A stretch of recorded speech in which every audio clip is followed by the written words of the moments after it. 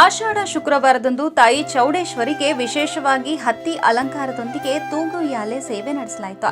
ಬೇಲೂರು ಪಟ್ಟಣದ ದೇವಾಂಗ ಬೀದಿಯ ಚೌಡೇಶ್ವರಿ ದೇವಿಗೆ 4 ವಾರಗಳಿಂದ ವಿಶೇಷ ಅಲಂಕಾರದೊಂದಿಗೆ ಪೂಜಿಸಲಾಯಿತು.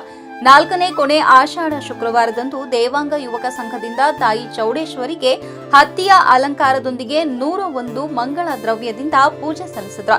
ತಾಯಿ ಚೌಡೇಶ್ವರಿಯನ್ನ ಉಯ್ಯಾಲೆಯಲ್ಲಿ ಕೂರಿಸಿ ಪೂಜಿಸಿದ ನಂತರ ಮುತ್ತೈದೆಯರಿಂದ ಭಜನೆಯೊಂದಿಗೆ ಉಯ್ಯಾಲೆ ಸೇವೆಯನ್ನ ನೆರವೇರಿಸಲಾಯಿತು.